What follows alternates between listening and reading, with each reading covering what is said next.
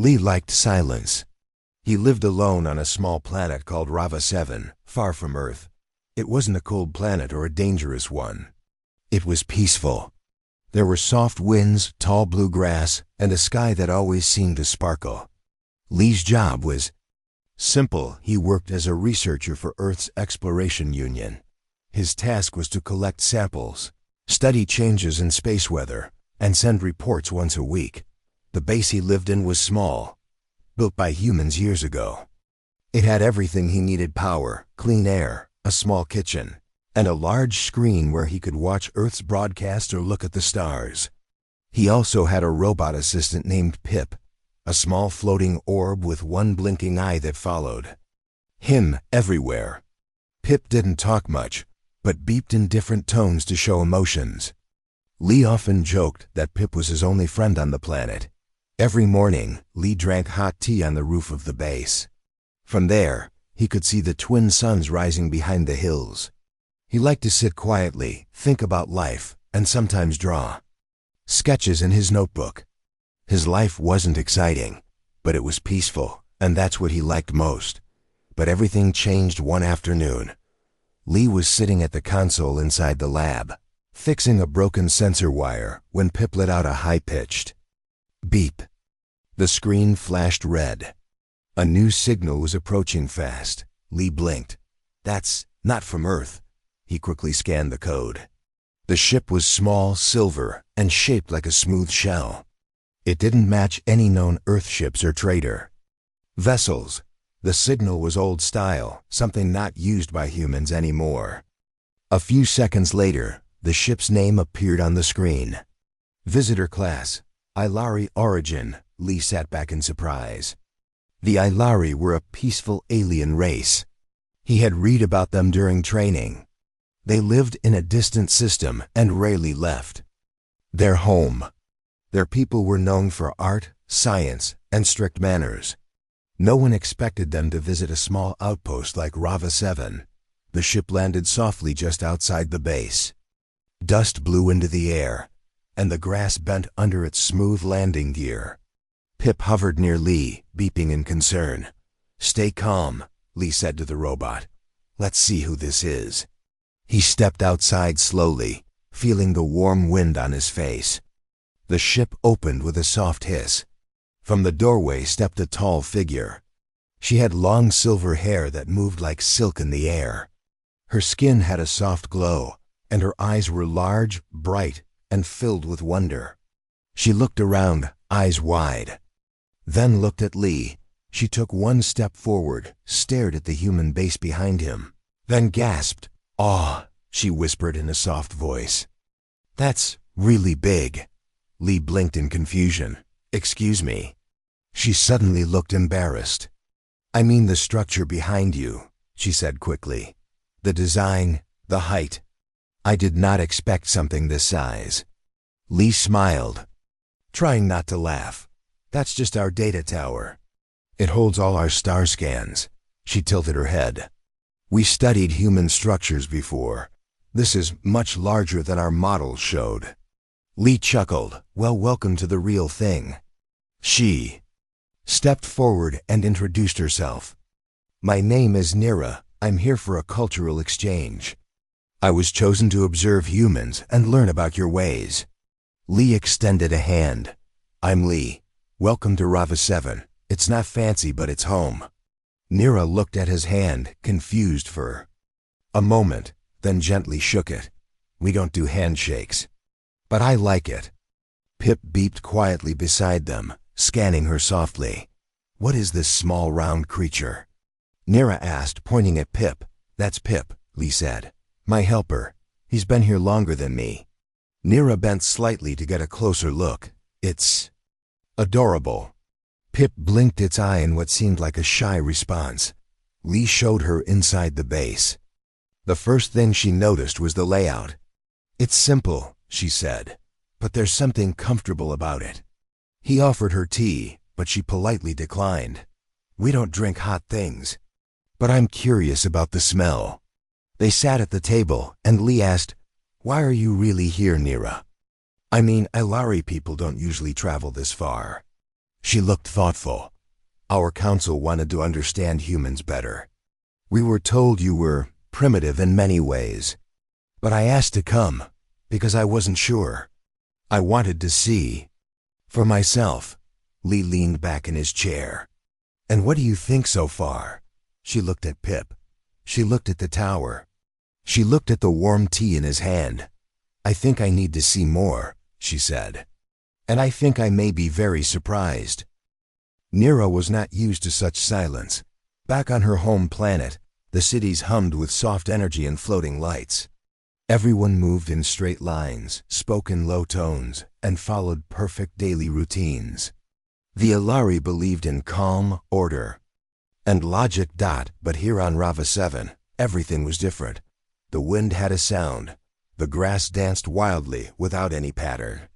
The stars looked closer, like they were whispering secrets. And Lee, this human, he was nothing like the reports. Nira walked beside him inside the research base. She watched him move relaxed, a little messy, but full of purpose. His clothes were slightly wrinkled. His shoes had dust on them. He smiled often, for no reason at all. To Ilari, that kind of behavior was strange. I hope your room is okay, Lee said, pointing to a small guest chamber. We don't usually get visitors, but we cleaned it last week. Pip even wiped the lights. Pip gave a proud beep. Nira stepped into the room. It had a small bed, a table, a light, and a screen for communication. Nothing special, but something about it felt real. It's simple, she said. Lee laughed. That's human style. She turned back to him. You don't hide anything. That surprises me. Why would I? He asked. Nira thought for a second, then said, because showing too much makes someone weak. At least that's what I was taught. Lee didn't reply right away. He walked over to a shelf and picked up a small clay figure. I made this last month. It's not great, but I like it. He handed it to her. The figure was a small bird with uneven wings. It's not perfect, Nira said honestly. Exactly, Lee said with a grin. And I like it more because of that. She looked at him, confused. On her planet, things were made by machines, exact, flawless, calculated. She had never held something uneven and handmade before. And yet, the little bird felt warm in her hands. Later that evening, they sat in the base's main room. Lee worked on fixing a sensor, using wires and spare parts. Nira watched silently. Do you always repair things this way? She asked. Pretty much, Lee said, tightening a screw. Sometimes we don't have the perfect tools, so we make do with what we've got. And it works? Most of the time, he smiled. Nira was quiet for a moment. That's very different from how we work. Everything is planned before we act. Nothing is guessed. Lee looked up. That's the difference, I guess. We take risks, try things. Sometimes we fail, but sometimes we discover something new. He stood up, wiped his hands, and said, Want to see something cool? She nodded. He led her outside the base. The sky above was now full of stars. He pointed to a spot just beyond the hills. We have a giant telescope there. Come on. They walked slowly through the grass, Pip floating behind them. When they reached the telescope, Nira's eyes widened. The structure was old but impressive. Big metal plates surrounded it, and wires connected it to the ground. Lee tapped a panel, and the telescope began to move, pointing at a star cluster. Take a look, he said. Nira leaned in, and for the first time saw the stars not through a map, but through a human lens. It was closer, brighter, more alive. It's beautiful, she whispered. Lee nodded. We don't just look at stars, we feel them. She turned toward him. Is that why your people build things so big? To feel small? Lee laughed gently. Maybe, or maybe we just like reaching far. Nira smiled just a little. She didn't expect to smile today. But something about this human world made her feel lighter. On the way back, she asked, Why did you come here, Lee? This planet is far from Earth. Lee looked up at the sky. I wanted peace, time to think, time to be me. That's rare, Nira said. Most Ilari follow paths decided for them. Lee raised his eyebrow. What about you? I asked. To come, my council said it was a waste of time. But I needed to see humans for myself. And now? He asked. She looked at him thoughtfully. Now ... I see you're not what I expected. Lee smiled again. We never are. When they reached the base, Lee handed her a warm cloth. Gets cold here at night. Nira wrapped it around her shoulders. Thank you. Inside, Pip dimmed the lights, and soft music played something gentle and full of emotion. Nira sat down, closed her eyes for a moment, and felt something new. Comfort, not from rules or control, but from being seen, heard, accepted. As she lay in the guest room later, she looked at the clay bird sitting on the table. It wasn't perfect, but it felt real. And that, she thought, might be something worth learning more about. The next morning, Rova 7 was quiet as usual. The twin suns were still low in the sky, and soft light bathed the research base in gold. Nira stood by the window, watching the blue grass sway gently in the breeze. She held a warm cup in her hands, not tea, but something Lee had made for her using sweet leaves from the garden. It had a soft, earthy taste. Different, but nice. Lee entered the room, still a bit sleepy, with Pip floating behind him. Morning, he said with a yawn. Sleep okay? Nira nodded. Yes, your room was warm, and the silence helped, Lee smiled. Glad to hear it. Most visitors say it's too quiet. I like it, she said. It's not loud like our world. Your silence has ... peace. They sat at the table, Pip humming softly nearby. Nira noticed that Lee didn't rush through his meal. He ate slowly, enjoyed every bite, and didn't check a clock even once. We usually eat standing up, she said suddenly. Lee looked surprised. Why? To save time, she replied. Meals are planned and timed. We eat only for energy. Well, you're missing out, Lee said, slicing a piece of fruit. Eating is not just fuel. It's single quotes s ... comfort. It's memory. It's joy. Nira tilted her head. You give feelings to everything. Lee grinned. Maybe, but it makes life more fun. After breakfast, Lee offered to give her a tour of the whole research base. Nira agreed. First, he showed her the storage room. We keep tools here, he said, pointing to boxes filled with parts, wires, and small devices, and old junk that I'm too lazy to throw away. Nira walked slowly, looking at each item with curiosity. None of this is organized, Lee laughed. It's organized in my head. She picked up a strange-looking device. What is this? Lee looked over. Oh, that's a soil reader. I built myself. It checks mineral levels. Not very pretty, but it works. You made this? Nira asked, surprised. Yep, out of scrap and some patience. Nira examined the tool more closely. It had dents, and the screen was scratched, but the design was clever. We don't build things by hand. Machines do all the work. That's useful, Lee said. But sometimes building something yourself makes it more special. Later, they went to the greenhouse. Inside, green vines and colorful leaves grew along the walls. Lee plucked a small red fruit and handed it to her. It's called a sunberry, he said. Nira took a small bite. Her eyes widened. The taste was bright and slightly sweet. We don't grow food like this, she said. All our meals come from energy packs. You're missing the fun of gardening, Lee said. It's slow, but there's something magical about watching things grow. Nira nodded slowly. She could see it now, how much care went into every plant. They continued the tour. At the lab, Lee showed her the star maps he had created. Each map was drawn with bright lines, tiny notes, and little symbols. This one, he said, pointing to a cluster, I named after my sister. She used to love stars.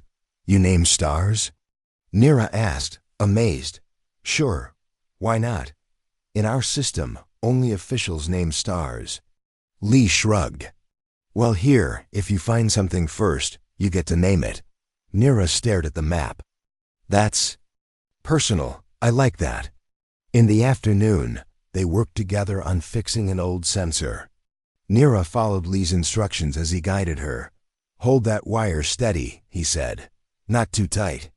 Like this? Perfect. She watched him work. His hands moved quickly, but with care. He didn't use any fancy machines, just simple tools and patience. You humans are more creative than I expected, she said. How so? You solve problems with feeling, with guessing. It's not always logical, but it works. That's the human way, Lee said with a smile. She thought about that for a moment. On her world, every step was planned before action. Mistakes were rare, but creativity was limited. Here, mistakes were part of the process, and sometimes led to something better. Later that evening, they sat on the roof of the base, looking at the stars. You know, Lee said, you're easy to talk to. Nira looked at him. You are. Too, I didn't expect to feel so welcomed. Lee leaned back. People think humans are just loud or emotional. But we're more than that. You are. You live with heart. She turned to look at him. I'm glad I came. The stars above shimmered quietly. Pip floated nearby, blinking gently. Lee sipped his tea. So What do you want to learn next? Nira smiled softly. Everything. And for the first time in her life, she wasn't thinking about data or reports. She simply wanted to learn because she felt something. And that was new. The days on Rava 7 passed slowly, like the soft wind across its hills. Nira was no longer just a visitor. She was starting to feel like part of the base. Every morning, she helped Lee with small tasks. They cleaned filters, checked sensors, and collected data samples. In the evenings, they sat on the roof with warm drinks, watching the stars in silence. Sometimes they talked about Earth. Sometimes Nira told stories of her world, where cities floated and people rarely walked outside. One morning, Lee showed her how to adjust the long-range antenna.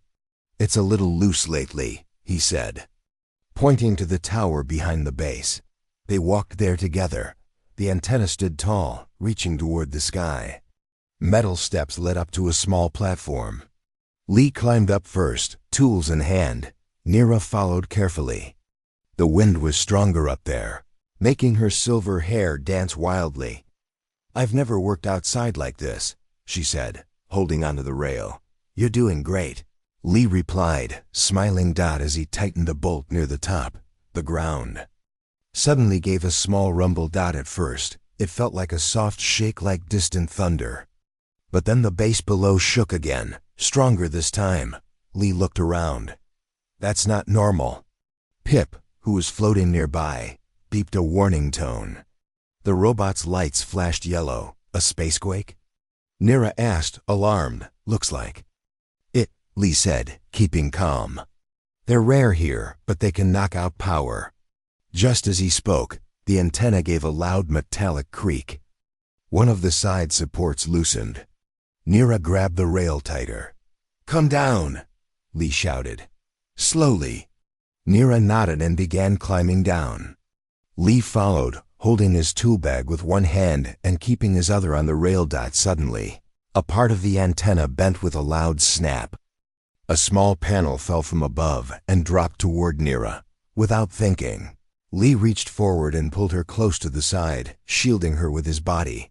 The panel hit the platform, bounced, and fell to the ground below. Nira's eyes were wide. Her heart raced. You could have been hurt, she said, her voice shaking. Lee looked at her calmly. I'm fine. You okay? She nodded.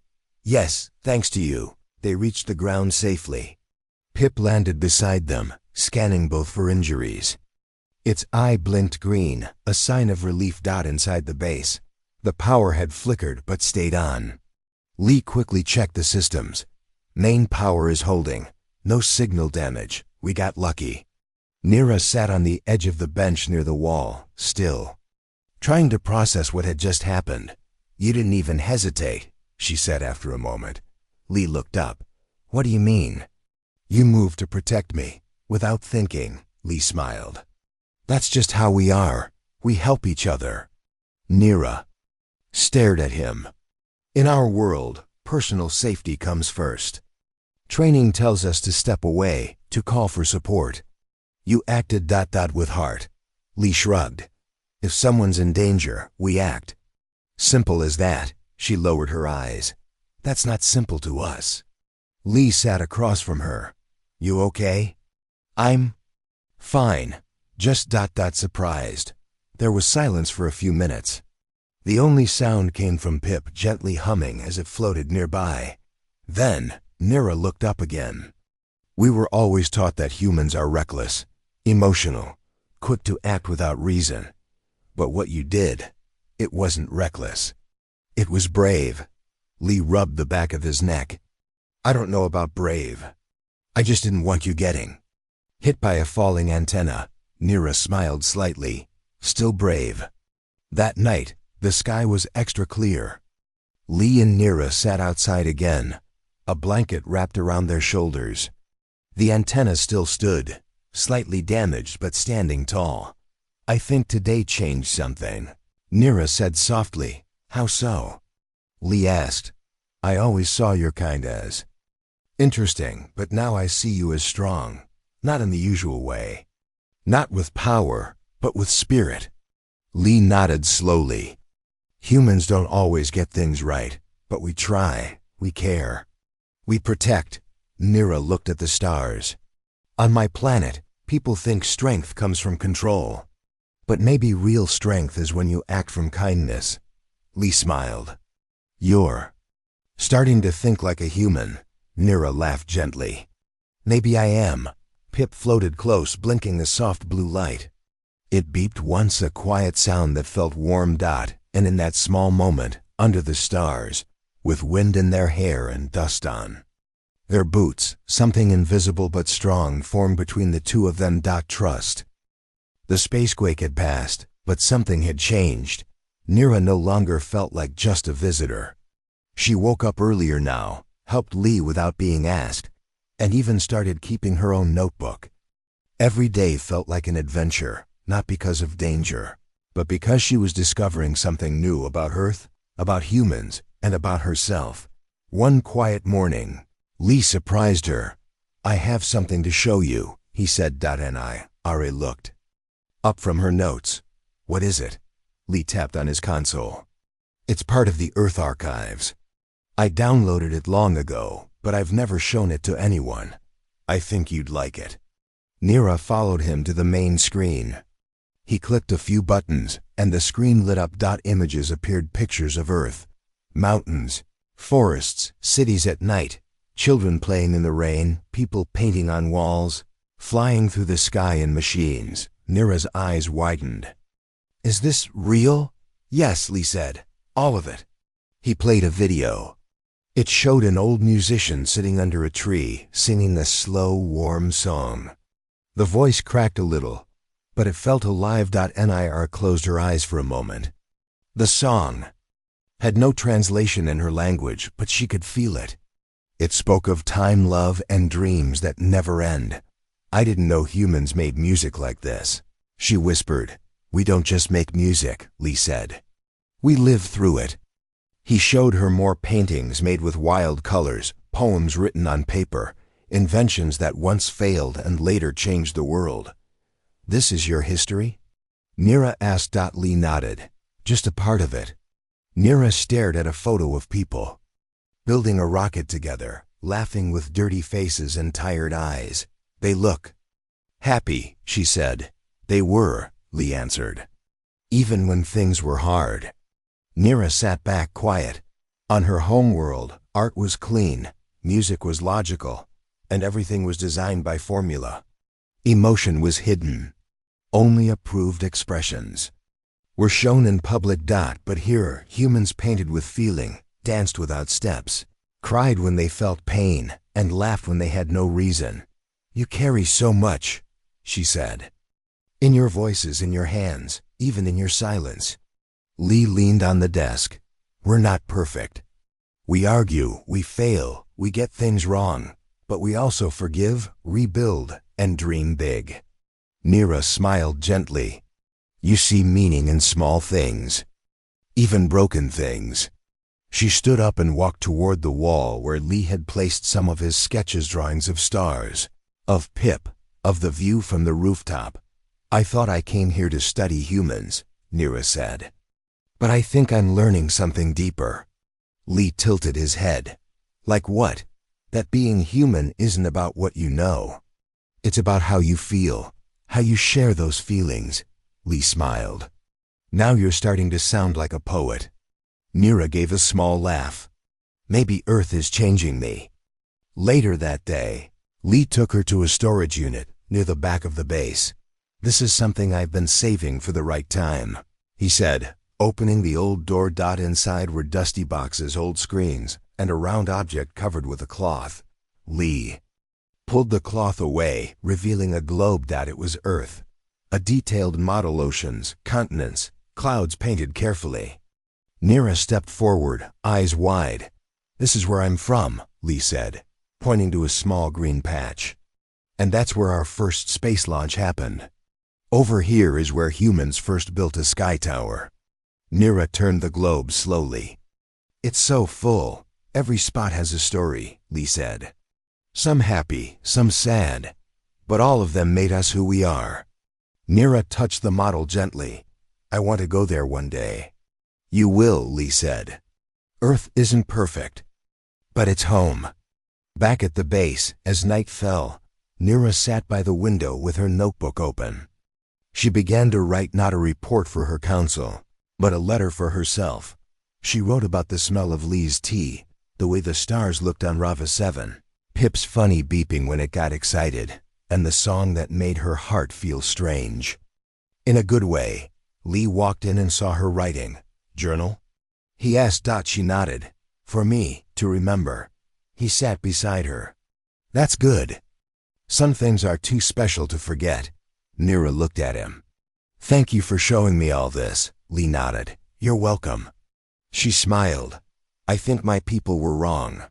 They thought humans were small-minded. But what I've seen today shows your world is big in ways we never understood." Lee looked out at the stars. "We still have a lot to learn, too." And for a moment, neither of them spoke. They just sat together, two beings from different worlds, connected by curiosity, kindness, and a quiet understanding. It was early morning when the sky above Rava 7 changed. Lee was in the greenhouse, checking the water levels. Nira was on the roof, writing in her notebook. Pip floated quietly inside, polishing the control panel with its tiny cleaning arm. Then, without warning, a soft hum filled the air. Nira looked up. High above the hills, a ship appeared, large, round, and glowing with pale blue lights. It moved slowly, silently, like a cloud sliding through space. But Nira knew what it was at once. "The council," she whispered. Lee stepped out of the greenhouse and looked up. "Friends of yours?" Nira nodded. "That's the Alari High Observation Ship. If they're here, it means they've come to collect me." Lee didn't speak. He only gave a small nod and said, "Let's get ready." The ship landed smoothly on the open field near the base. A ramp extended. From it came 4 tall Ilari figures, dressed in smooth silver robes. Their eyes glowed softly, and their steps were quiet. They looked around without speaking. The lead figure, an older Ilari named Siren, stepped forward. "Nira," he said calmly. "We received your reports. You've been here longer than expected." "Yes," Nira replied, standing tall. "I asked for more time." Siren glanced at Lee. "This is the human you mentioned?" "Yes," she said. "This is Lee." Lee smiled politely and gave a small wave. "Welcome to Rava 7. The council members exchanged quiet looks. Another elder Mira stepped closer. You speak casually. You do not bow. Is that your way? Lee raised an eyebrow. We don't usually bow unless we're at a wedding or in a dance contest. Pip beeped from behind him, as if to lighten the mood. The council members seemed confused. Nira stepped forward. I invited you here because I want you to see what I've seen. I want you to understand humans, not through old reports, but through real experience. Saren frowned. We already understand them. They are basic, emotional, unpredictable. That's only one side, Nira said. They're also creative, kind and stronger than we imagined. She walked to the side of the base and tapped a screen. The images Lee had shown her the day before lit up Earth's music. Art, people building, laughing, and dreaming. This is humanity, Nira said. Look, the council stared at the screen in silence. For a moment, they said nothing. Mira tilted her head. We thought humans only copied others. But this is original. Yes, Nira said. They build from feeling, not just logic. They create meaning out of nothing. Saren looked around. His eyes settled on Lee's sketches pinned on the wall. You live alone here, human. Lee nodded. Yep, I like quiet. It gives me space to think. Saren looked at him curiously. And yet you shared everything with Nira, even your stories. Why? Wouldn't I? Lee said. That's how we connect. Through stories. The council stepped outside. Nira led them to the telescope, then to the greenhouse. Lee followed behind, letting her speak. The scanner was built from broken parts. Nira explained, holding up one of Lee's devices. It still works better than some of our machines. Our people would not accept something so uneven. Nira said quietly, but humans find beauty in uneven things, Nira replied. They returned to the base. Lee sat on a crate, sipping tea while Pip floated beside him, eye blinking calmly. Saren finally spoke. You have clearly learned much, Nira. More than we expected. Nira nodded. Yes, but more than that, I've changed. Mira raised an eyebrow. In what way? I no longer see humans as small. I see them as wide-hearted, she said. They are not always logical, but they are always trying. And their hearts are open. That is something rare. Saren turned. To Lee, would you accept more of us? If others from our world came here? Lee smiled. Sure, as long as they don't mind dust, slow days, and lots of tea. The council looked at each other again. Mira gave a soft nod. We must report. The Alari Council will need time to think. And Nira? Saren asked. Nira looked at Lee, then back at Saren. I'd like to stay a little longer. Saren studied her. You are free to choose, but know this choice may change your path forever. I know, Nira said with a calm smile. That's why I'm choosing it. The council nodded once, then returned to their ship. The ramp closed. The vessel rose into the sky, slowly disappearing into the clouds above. Lee and Nira stood side by side, watching the lights fade. You want to stay? Lee asked softly. Nira smiled. Yes, there's more to learn, and this place feels like something I didn't know I needed. Pip floated up and played a cheerful beep. Well, Lee said, then let's get to work. We've still got 3 broken lights and a half-functioning weather scanner. Nira laughed. Lead the way. And as the stars returned to the evening sky, a human and an alien walked back into the base, not as host and guest, but as partners ready to build something new together. Weeks passed quietly on RAV 8-7. The wind still moved through the blue grass. The stars still blinked above each night, and the base still hummed with soft energy. But inside the station, something had changed. Nira was no longer just a guest. She had become part of the life there, part of the rhythm. Each morning, she helped Lee in the greenhouse. She now knew the names of every fruit and plant. She even had a favorite sunberries, the same one she had tried on her second day. She said they reminded her of the soft warmth of sunrise back home. Lee taught her how to repair old machines. She wasn't perfect with tools, but she was learning fast. One day, she fixed a small communication box all by herself. Lee had clapped and said, "Look at you, you're almost human now." Nira had laughed. "Almost?" Lee smiled. "You're missing the part where you make something up on the spot, and somehow it still works." Nira raised an eyebrow. "I'm working on that." They often sat on the roof after dinner. Pip would float near them, blinking in soft patterns. Sometimes they talked about the stars. Sometimes they sat in silence, sharing the sky. One evening, Nira brought out her notebook. "I wrote something," she said. "Not a report, a letter, for my people. I'm not sure if I'll send it yet. Can I hear it?" Lee asked. She nodded and began to read. "When I first arrived, I thought I was here to observe, to collect data, to measure humans like a science subject. But what I found was something that could not be measured. I found a people who feel deeply, even when no one is watching. I found a man who lives alone, but still gives freely. I found beauty in mistakes, laughter in quiet rooms, and strength in soft hands. I thought I was sent to study, but I was actually sent to understand. And now, I understand more than I ever expected." She looked up. Lee didn't speak for a moment. "That's beautiful," he said at last. "It's true," she replied.